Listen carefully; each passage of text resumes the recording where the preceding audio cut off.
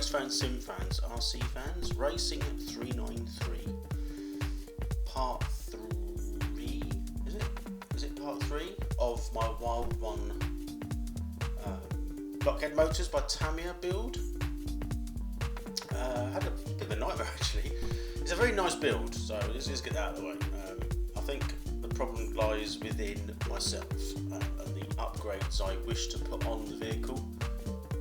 You get a bit of a stumbling block at the moment, so you'll probably see by the picture there's more done to it now. So I've put the original rear tyres on the wheels because it did have those tarmac tyres, which I'm still going to use. However, the wheels that I bought, they were hex, but they're too deep, so when you put them on, the inside of the wheel hits the shock and the stub axle doesn't protrude enough to put a full nut on. So I bought some different wheels, and the front wheels I bought had the small wheel bearings in, like you get with Team Associated. Not sure the size, so they wouldn't fit because they don't fit the stubs anyway. Because the Tamiya stub axle is quite thick, quite sort of the diameter is whatever it is. I was going to measure it, but there was no point. So I've put the original wheels back on, and you'll notice I've just stuck some Schumacher spiked fronts on it at the moment. There's no real reason for that. Then even they're not quite the right size. The wheels are a bit too big for the tyres, so they're a bit stretched. So we're still on that plan. What was the other plan, Stan? Well, the shock absorber is another plan, so that's what this video is going to be about, because the shocks that I've put on, which are these ones, they need a little bit of fettling. I don't think there's any oil in the two I've got on the other side, so I'm going to take one of these apart and do this on camera, stage by stage, and sort of talk you through what I've done if I find anything out, and then we'll put it on the car. And if that makes a difference, I'll do the other one, put it on the front, and then do whatever I do to the other two on the other side. But I'll probably do those, the three of them. If it all works, the three won't be done on camera, there's no point.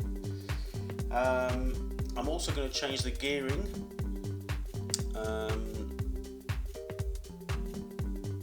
For the motor, so I don't know whether the gears. I know the gears that I've had, the pinion gears that I've got in stock, loads of them don't fit the mesh.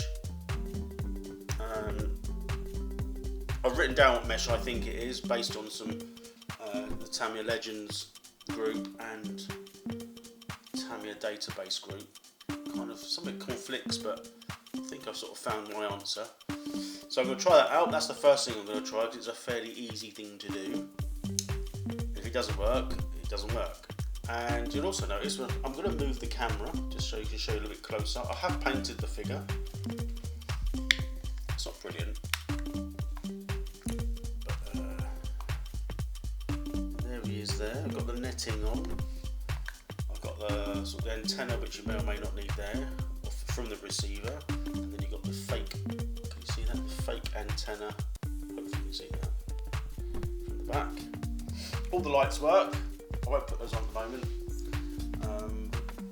You could probably make it, if I could sort of go across the top of the car, you can probably make out where the control box is for that, so that can be used as and when. But it is pretty much done. The only thing I have done, I'm going to change this. I'm going to just show you something underneath.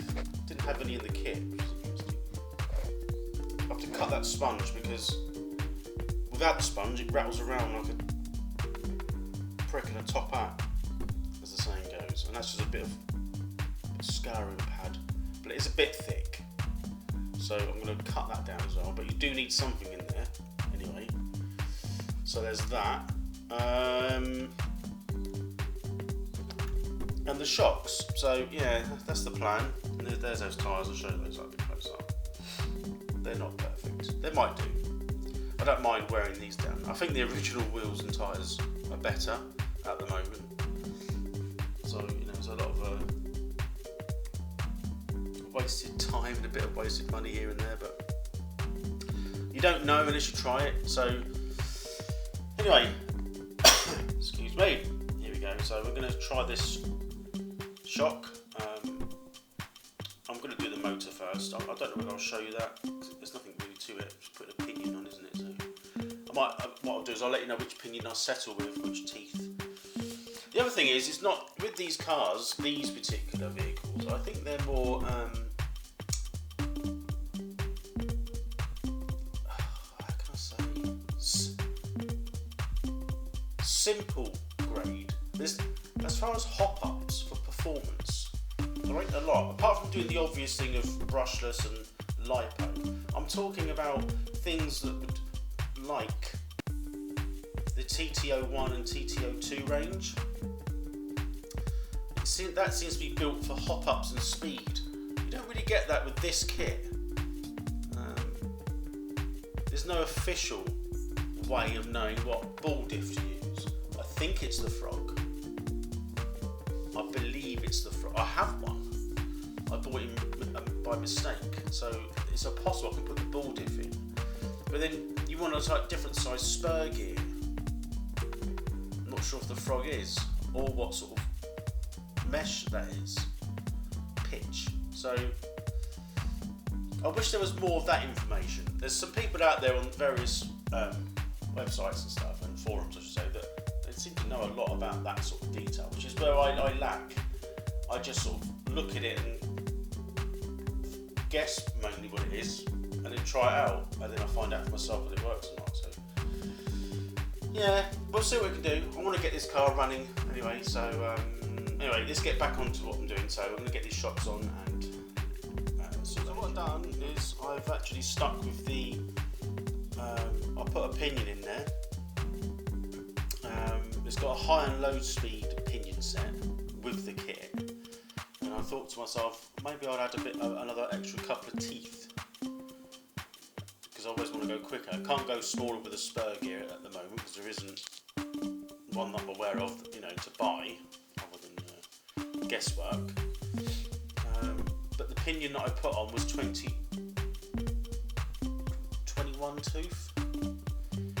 But unfortunately, the way this motor fits on there, it's got like two settings with the screws that go in there. They go behind that little plate there, that little inspection hole for the pinion. So you know, it's like the motor sort of pivots, so you can get the mesh just right. Well, that's okay if it moves, but this is like two set positions. So you've either got low speed or high speed position, and the 20 tooth pinion wouldn't allow the second screw for the motor to be put on, so it actually could only be mounted on one screw, so the motor can still like pivot or arc, if you like, in an arc sort of way. I wasn't too happy with that, so it is only plastic. You could do with a competition, you know, side of the gearbox, or an aluminium gearbox or something, which has got a slot, so you screw the screw in, and then the other screw slots, so you can move the engine or move the motor to various positions rather than just two set positions. Anyway, the long and short is I've had to go with a kit high speed, which is I think it's 18 tooth or something like that. Let me just have a look at the paperwork without moving the camera. Yeah, 15 or 18. So I've gone for 18. Gives you the sort of maximum sort of top end that I can. So that's the sort of the disappointment with sort of kits like this. There's not a lot of scope. So anyway, so that's that. We're going to go into the shock absorber now. I haven't actually routed the motor cables just yet. To make sure it all runs correctly. I'm making sure I've got them the right way round. You never know. It might be, I don't know. So we'll try it. Get a battery charge through it eventually, but we're going to sort out the shocks now. So we'll take one of those. These ones will be coming off, and I'll put one of the another blue one on the other side. But we'll have the blue one stripped. I'll show you what I'm taking apart. I mean, it's quite simple. It's just got the top hat, shock, middle collar, spring, middle collar, another spring, and there's the shock.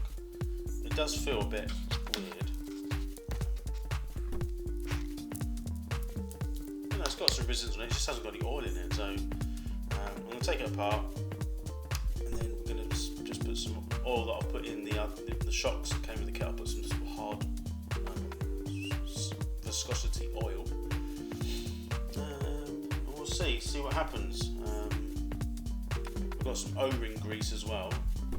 That can sometimes help with any potential leaks. So let's get this thing apart.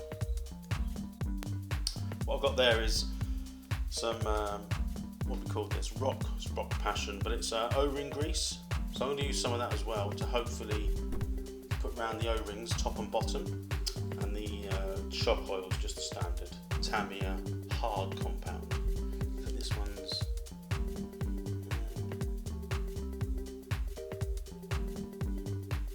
I can't remember which one this was now. Usually it would say on there, but there's some absolutely going nuts. Oh, there it is, 9. Oh, light blue is 1. As you can see, that's 1000 viscosity, if you like. So it's like the thickest that the Tamiya do in their hard range. So we're going to put some of that on the O-rings. Try and show you what I'm going to try and do here. If I just move that, I'm hoping you can see something. I'll move the camera down a fraction, just so you can see. And I can. So at the moment, I mean, there's no restriction. I mean, it's got no top on it, but it didn't have any oil in it anyway. So, but hopefully that we'll see a difference once I've put some oil in there. We'll see how we go. Put some oil in. They were a bit. There's nothing in them before. I mean, they are. It is a bit more resistant, which is what you want. It tends to hydraulic rather than work as a shock, and it goes up that far. I mean, you can release the pressure up there and sort of maybe I've overfilled it with oil. Now, like I said, I've got these for sale on my shop. I'm trying them out. It's up to you what you want to do with these if you do purchase them, but that does seem to work. They don't at the moment. I don't know if that's leaking. I've put some O-ring grease in.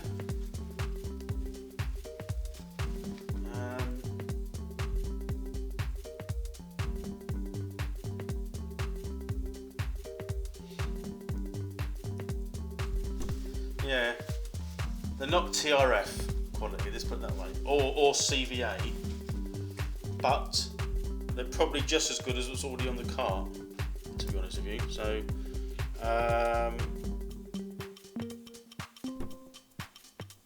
yeah, I mean, they are working. You can see that.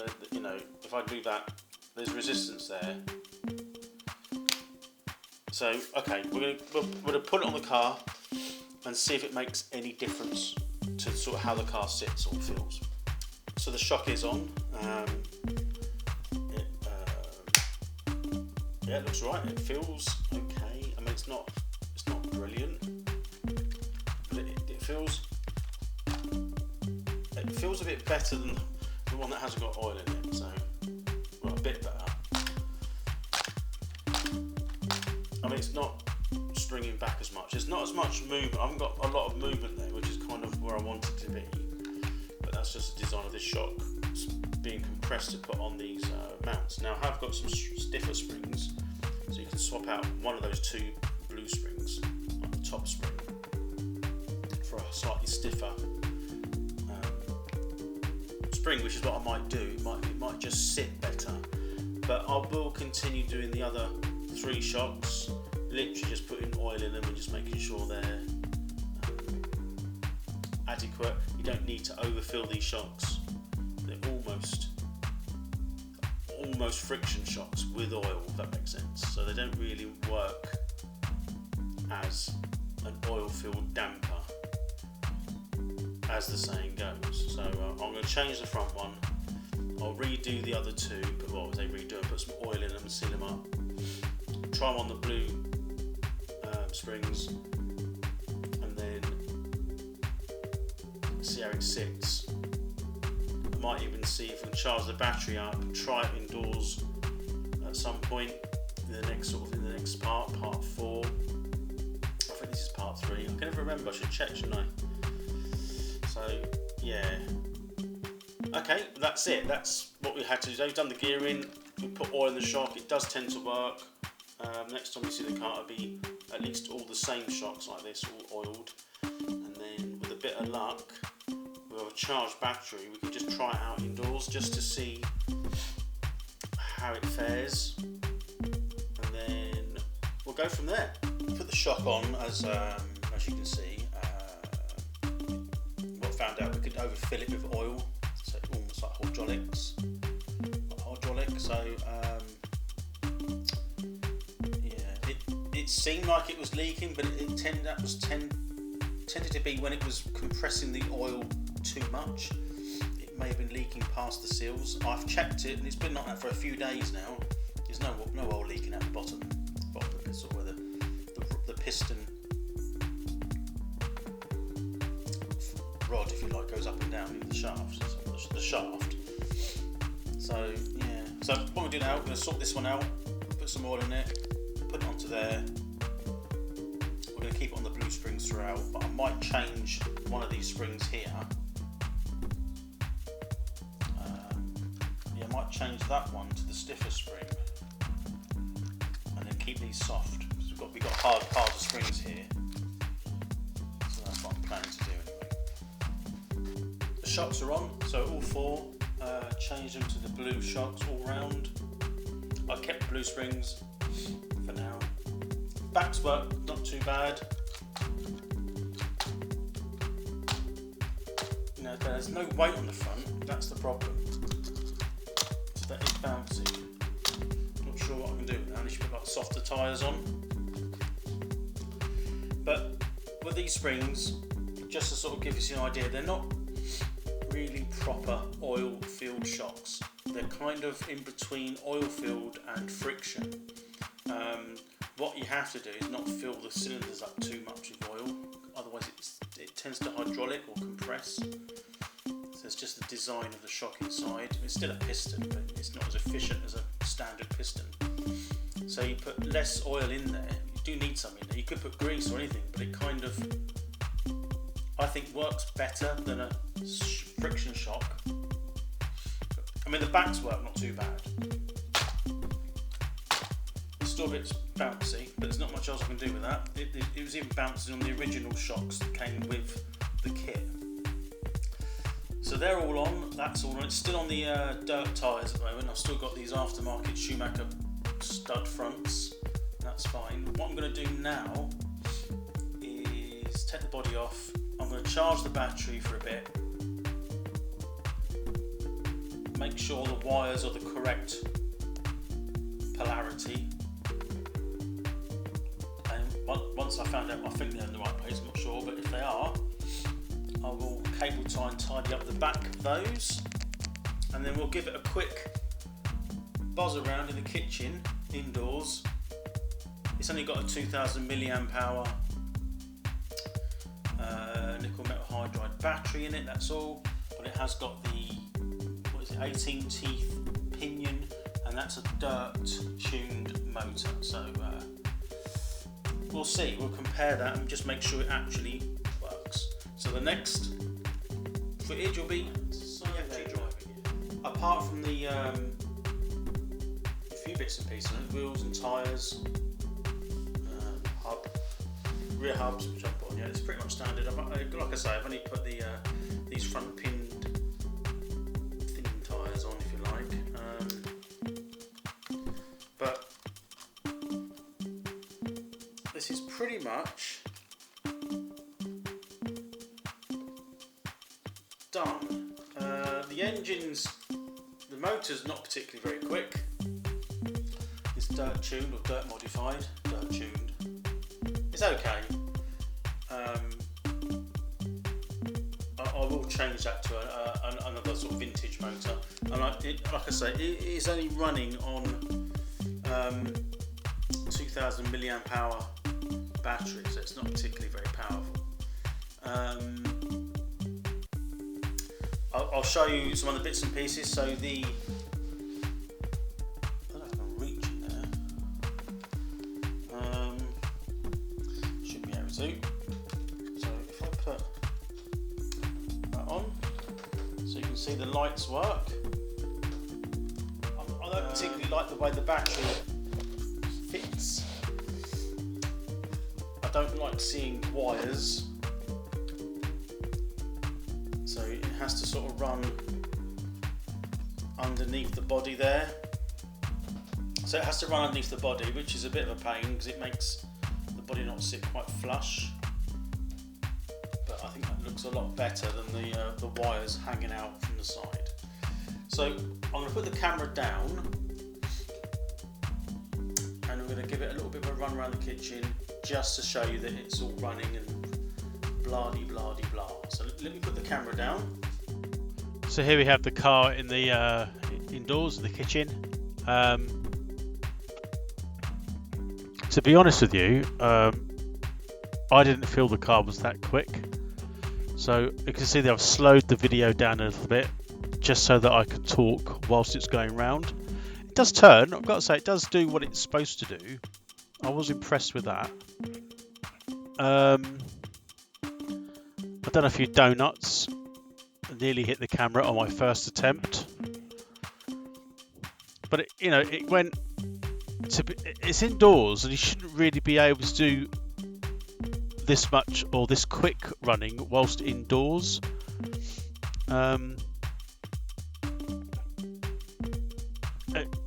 The dirt tuned motor, I don't think it puts out too much power. So you can see that it's got enough on those knobbly tyres to sort of spin the wheels and get the back out. But I'm thinking on an open airfield it'll look decisively quite slow. And this is the longer, sort of the higher gearing, so maybe when it's sort of going faster, flat out, it might seem a bit quicker than the smaller, shorter acceleration gearing. I did adjust the speed controller for a few bits and pieces. I think I might do a wheel spin there as well. So you can see that it could do with some more like power, but I think the actual design of this car isn't great to put power through it. We'll do another spin here as well. Almost hit the camera again. So it does look alright. It's a very pretty looking car.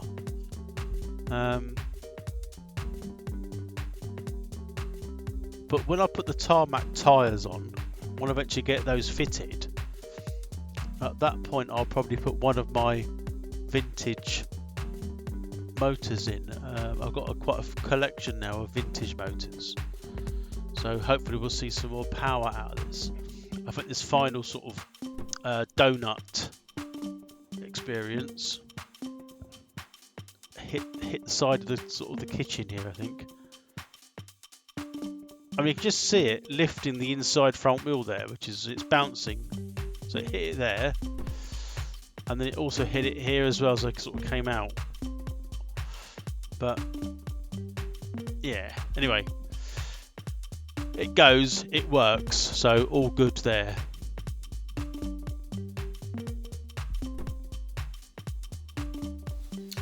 So there we have it. That was the pretty much 90% done build of the Wild One Blockhead edition. That's the Blockhead motors from Tamiya.